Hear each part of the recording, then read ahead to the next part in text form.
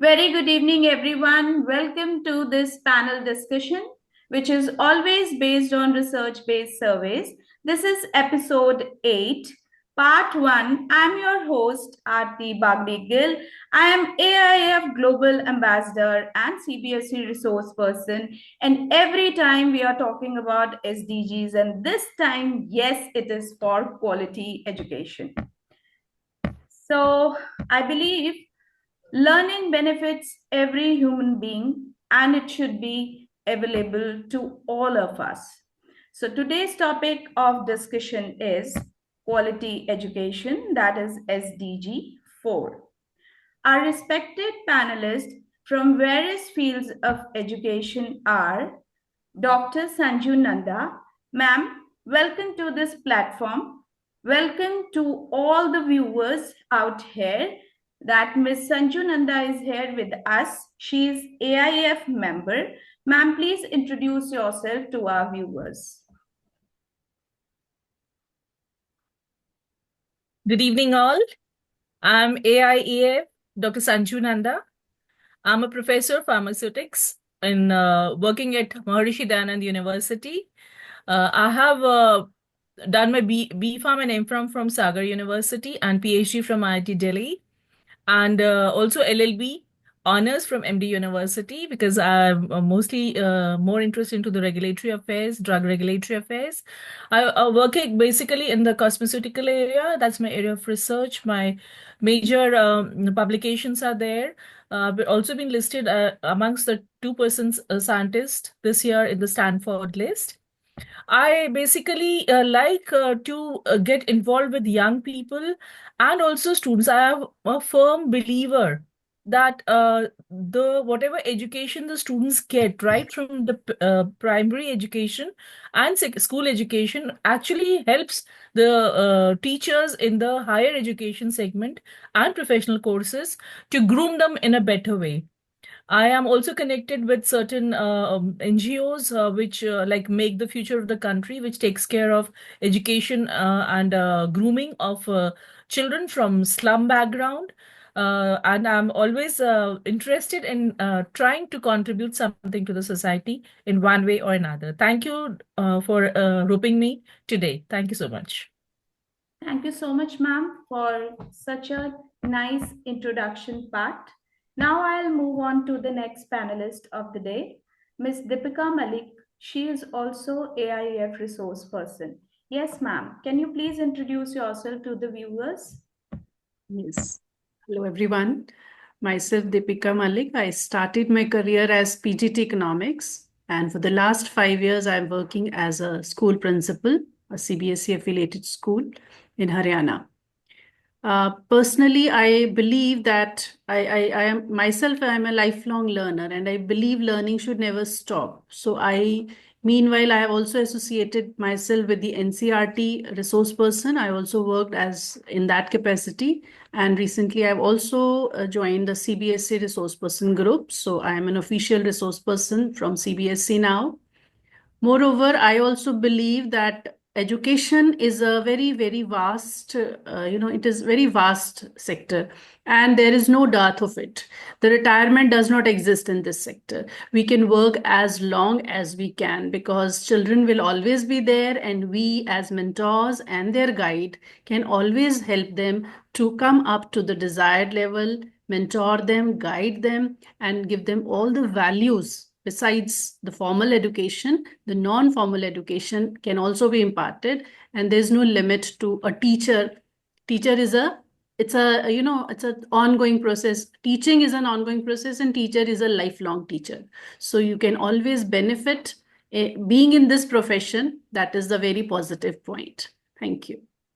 Truly said, ma'am. Teaching is a continuous process, and we all teachers are out here to help the viewers, to help other teachers as well to understand the importance of SDGs. Now, I quickly move on to the next panelist of the day. That is Miss Rosa. She is also AIF resource person. Welcome to this panel discussion, ma'am. Thank you, Aarti ma'am. Good evening, everyone. I am Miss Roja Manuballa, I'm working in CBSE schools here in Bengaluru. So, like, I'm a master trainer, AIF master trainer. I joined this resource group, and from there, like, the it's like the best time of my career, I can say, because like how Deepika ma'am said, I also believe in lifelong learning. So I keep doing courses, enroll myself. I'm a soft skill and professional development uh, certified from NPTEL and IIT Kanpur. And I also done soft skill training from certified from IBM. So recently I'm pursuing my next course, that is Google certification. And at the same time, have joined another psychology course from IIT Kanpur again. So it's a lifelong process. And when we tell students that learning is a continuous process, I think we have to be the role models. And the best part of being a resource person is every time I go to schools, whether it's offline or not online, I learn a lot from other educators. So it's like both ways. So thank you, Aarti ma'am, once again for giving this opportunity. Looking forward for the session. Great, ma'am. Thank you so much for enriching this session with your introduction. Now, I quickly move on to the next panelist of the day, Ms. Pushpalata Thakur Chaudhary. She is also AIAF member. Welcome to this panel discussion, ma'am. Thank you, Aarti ma'am. It's been a great honor to be with such great panelists today, and I'm really excited to be here. As you said, I'm Pushplata Thakur Chaudhary. I'm working with DPS Canal right now at present. Before this, I was doing my research with the University of Bolton, and I was the lab school coordinator for my school earlier. And I've been totally invested in myself and with researching the new ways of teaching and implementing them in classrooms. And I'm a great believer that education is actually a great tool to make a difference in everybody's life. And SDGs today are, I think, the most talked about topic, and they're really the requirement and the need of the hour. And I'm really, really honored to be here and be talking about it. And I think it's going to be a wonderful experience, and we'll move forward with this. Thank you, Aarti ma'am, for having me with you people. Oh, that's great, ma'am. So, before we proceed further, I want to tell the viewers that we are supporting ACT4SDGs, and you can click the link given in the description box, which is I Unite to ACT, and you can also support this cause. So now we are starting our panel discussion. So first of all, we are talking about the initiatives which are taken by the Indian government for quality education. And for this, I want to invite Ms. Sanju Nanda for this. And ma'am, kindly put some light on this topic. And we are looking forward that the viewers will get a benefit from this area of understanding that what kind of initiatives our government of India is taking for this cause. Yes, ma'am. Thank you so much, Aarti ma'am. It's very heartening to note that India is in tune with the SDG. So the key initiatives taken by Government of India are are in tandem with the SDG4 goals of the UN for quality education, which includes making education inclusive and equitable, and promote lifelong learning approach opportunities for all. I would like to share at least five main initiatives. The first one is Sarva Shiksha Abhiyan. We can see that it is a basic education initiative to provide free and compulsory education to all children aged 6 to 14 years. Uh, in this scheme, the which started in 2001 under the 86th Constitutional Amendment, it is basically a state-center partnership where the central government provides funds to state and union territories, and it is meant to provide free and compulsory education to children in India. It is basically meant to bridge the gender, social, and regional gaps. So that is very basic at the elementary level. These gaps will be addressed. And it is meant to focus on improving the quality of elementary education in India. And this will be done, or this is aimed to be done by opening new schools, improve school infrastructure, create additional capacity in existing schools, open special training centers for children who have never enrolled or have dropped out. So there are many, many students or children which don't get an opportunity to even enroll. And sometimes due to lack of money, sometimes due to lack of awareness or affordability. So sometimes, when they fail, they are dropped out. The second initiative is equally important, and that is the Rashtriya Madhyamik Shiksha Abhiyan, which is also known as the National Mission for Secondary Education. The goals are to improve the quality of secondary education, increase enrollment in the secondary schools, that is, after doing the primary education, provide universal access to secondary education for all children between the ages of 15 and 16, because that is the age where the students can think of going to a higher education. Remove barriers based on gender, disability, and socio-economic status. So this is always being underlined in all the schemes. Another scheme I would like to talk of in the school is the midday meals, which is a very nice scheme. And basically, it has been found that the students are, or the kids are impoverished, and that is helping them to provide food at the by cooking at the site in the school itself. So it not only provides healthy food, it's not only meant to provide employment to the local people, but at the same time, it ensures that proper nutrition is going given to the students, food is going to the students if they're not able to eat food at home. That also attracts students to come to school by so that ensures attendance as well, since all the kids sit together and eat. So it encourages social equity. And sometimes it is also seen that by cooking on this side, you avoid like a food that is packed, or it doesn't require reheating. Quality and hygiene of the food can also be controlled. Then the fourth scheme I would like to talk of is the national education policy, which is actually now becoming the main highlight of a kind of a change in the Indian scenario of education in India, because it's going to connect from from KG to PG. That means there'll be a lot of subjects which students can opt for. There'll be no gender bias. There'll be an opportunity for holistic learning. There'll be mother tongue instruction. This is going to make learning very comfortable. And then inclusion of digital learning, of traditional knowledge, and a lot of reforms in the examination pattern. So there's like a lot of changes we can expect, because we are under a mandate of transforming our education at the global level, from the local to the global level, by 2030. So that's a very important scheme. And another scheme which I would like to talk of is the National Skill Development Mission. We're talking, the Prime Minister, the governments are talking about Make in India, Stand Up India, Standalone India, a lot of schemes coming up. And for that, one thing is for sure, that if you have to do startups or you have to really survive in this world, you have to unlearn, relearn, and a lot of skill development, and including even life as a skill also as a very important skill. So for that, a special mission has been established, and called National Skill Development Mission.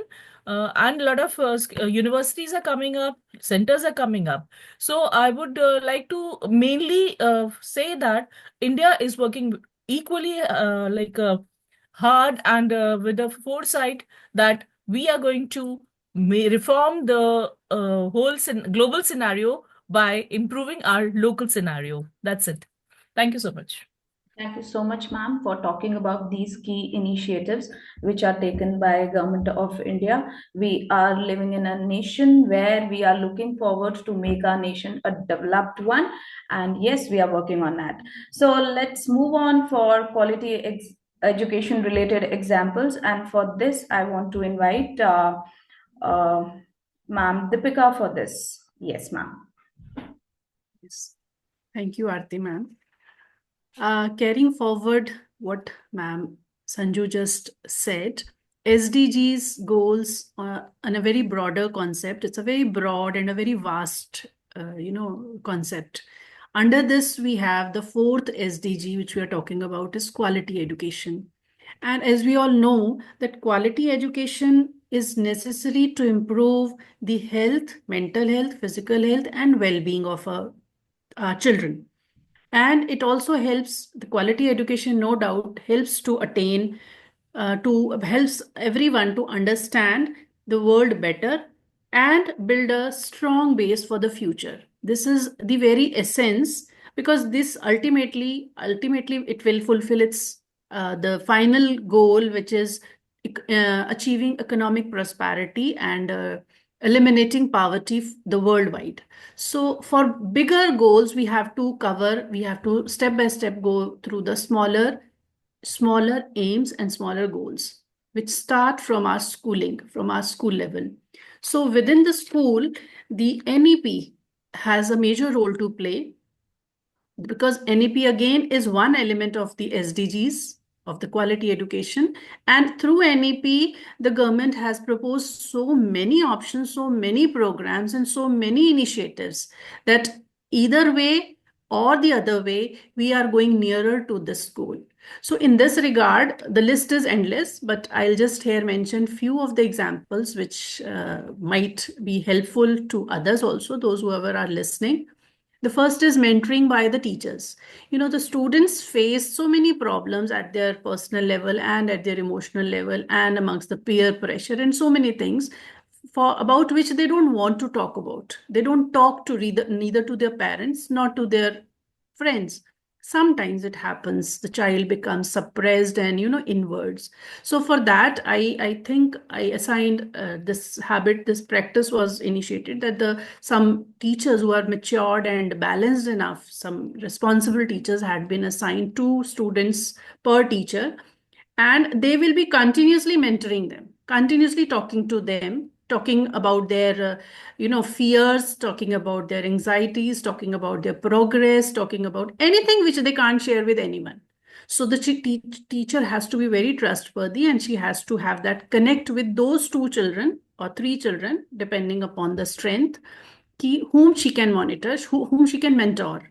So that way, that child who is unable to speak or do well in the studies or in any area will come out of its shell.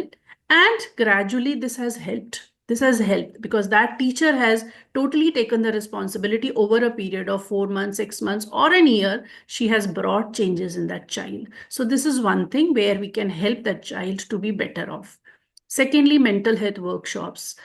I even organize mental health workshops for the students from 9th to 12th, whether it is preparing for boards, whether relieving the stress of competition, whether concerned about their studies pressure or the competitiveness, unhealthy competition, if it prevails, they get disturbed, they get stressed out. And for that, the mental health workshops twice a year, because that is only practically, that much time is feasible. So that had been organized to relieve the students from the unnecessary stress or pressure or unhealthy competition. Thirdly, for the primary students, we can, do the story. We initiated the storytelling with props.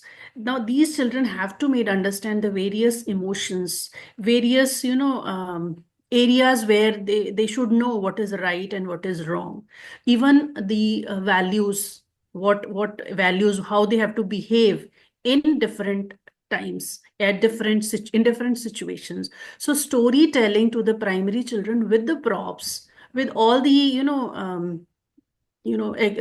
like dramatizing, the teachers can dramatize and role play kind and something like that. So that has also helped the children to understand the emotions and the situations in a much better way.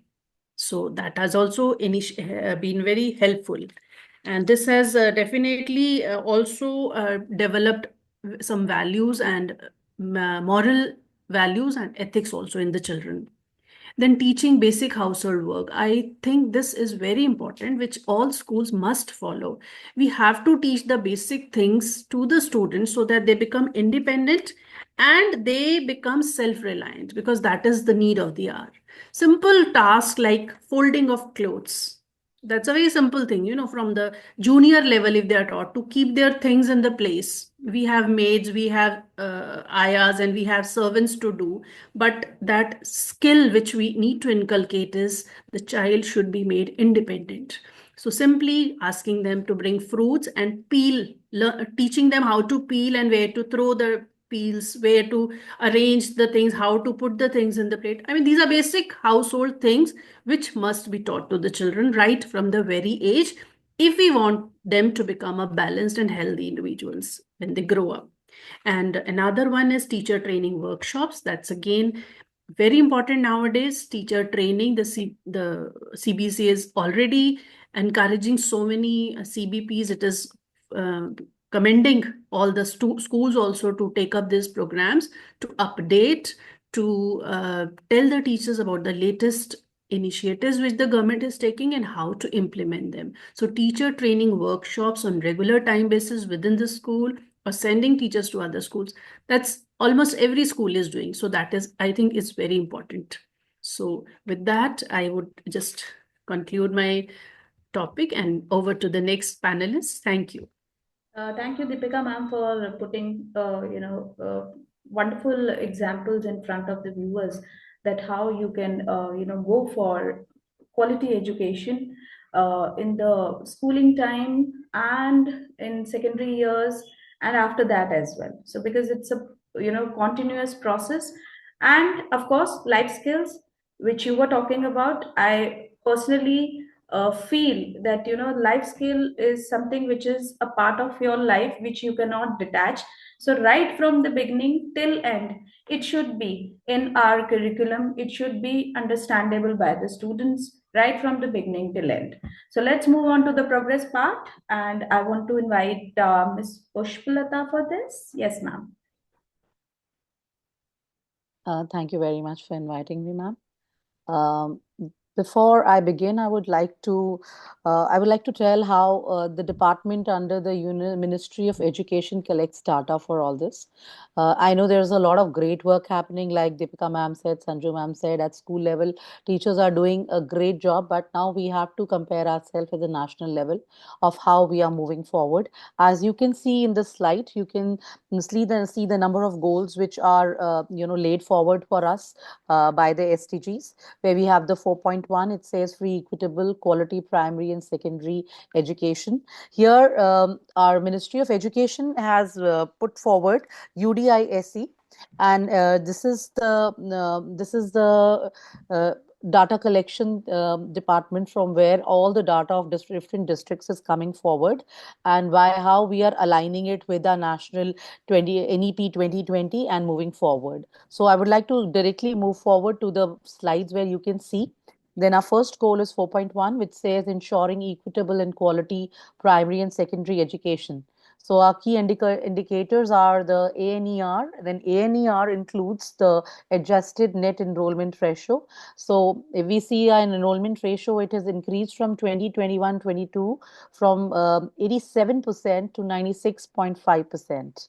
All right, and the pupil teacher ratio has also increased. Now we have achieved the target of 30 students per teacher from 2021 to 2022. So also moving forward to the target 4.2. The 4.2 target is ensuring quality education to early childhood development care and pre-primary education. Let me tell you that the data for pre-primary education is not very clear. That's because there are a lot of schools and a lot of early care, childhood care centers and Anganwadi centers which are not their data is not shared and covered by these agency right now. But let me tell you, a lot of good work is happening at that corner, because we see a significant improvement in the enrollment in the primary classes.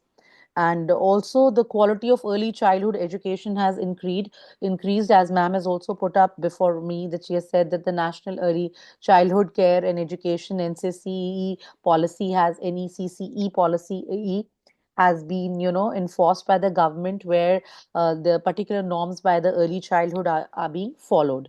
Moving on to the targets 4.3, here here it has been it's talking about access to affordable and quality technical, vocational and tertiary education. Here also I can tell you that the gross enrollment ratio for higher education has increased from 2021, and it has shown an increase of almost 50%. And uh, to talk about the parity between the male and female enrollment. We've been able to achieve 100% parity between females and males and enrollment in our colleges and schools. So moving forward, when I move to 4A, the ISTG goal 4A, so that says that we have to build and upgrade education facilities. We have the infrastructure of schools needs to be improved. For example, electricity, internet, computers, and other adapted infrastructure and materials which are required for school, and also not to miss the basic drinking water and sanitation. Uh, Also, we have to see that the single sex basic sanitation facilities are available in schools. A lot of improvement has come up through from the government agencies on this, but let me tell you that a lot of things needs to be achieved, still achieved in this parameter. Then moving on to SDG goal 4B, it says in increasing scholarships for developing countries. Our country is also considered as developing right now, so government has put in a lot of scholarships like SII Study in India scholarship, also Ayush scholarship. It is promoting people to take up courses like Ayurveda, Yoga, Unani, Siddhi, homeopathy in India. Also, in keeping with the developed nation giving us scholarship, France has come up with, it is giving Indian students scholarships like France Excellence Charpak scholarship and Excellence Eiffel scholarships, through which our children can go abroad and study and get scholarships there. So this has been a very, very important part in also moving on to target 4.4, which says that youth and adults will be given relevant skills. Are the key indicators. So we on all levels taking forward as then you can what you can see here is what you always already see is a map of India here.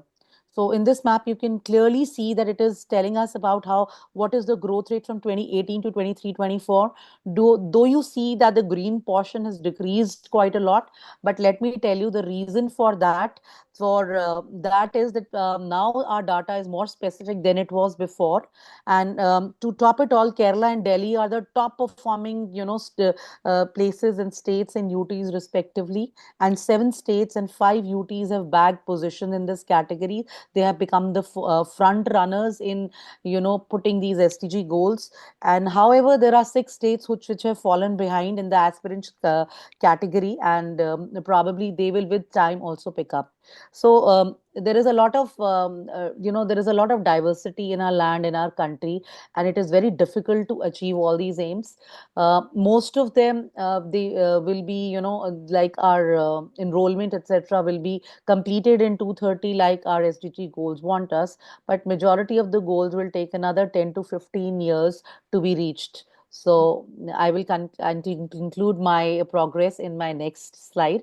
Thank you so much, and I Okay. hope it has So been now I quickly move on to effective. the challenges. I want to invite Ms. Rosa for this. Ma'am, please put some light on the challenges which are actually, governing us to not reach this goal that is SDG4. Please, ma'am. Thank you, Aarti ma'am. Like they say that poor quality education leads to poor learning outcomes, right? No doubt that we have made significant progress in the recent years in terms of, achieving to provide to get a quality education to give higher quality education to our students, but still lot of challenges, lot of hindrance on our way. In that, the first one to talk about is the infrastructure. When I say infrastructure, I'm not just talking about the buildings and all, but still many schools still they lack adequate infrastructure in terms of especially the rural and underprivileged areas, lack of basic facilities like classrooms. They don't have proper libraries, access to labs, teaching materials in comparison to the urban schools, right? So that is a biggest challenge. In fact, the basic facilities including children student getting a clean drinking water, sanitation, sufficient washrooms or electricity and limited resource access to technology. So these definitely impact both the academic achievement and holistic success of our students. And a biggest challenge I can say in achieving our aspiration to achieve our SDG for quality education. No doubt, government has been working on this, where they have launched some programs called Samagra Shiksha Abhiyan, which aims to improve infrastructure. But India is such a vast country, so the execution definitely takes time. Digital divide, we all educators will agree that especially we are living in an digital world, and the schools and pandemic was the best example where we could see the digital divide. Urban schools, the students and in fact teachers, we could immediately switch to the online mode without any difficulty. But what happened, there was a lot of learning gap in rural areas. In fact, a survey says, global survey says that 40% of parents still they feel the learning gap is not filled after the pandemic. It had a very bad effect on all the learning learning of students all over the world, right?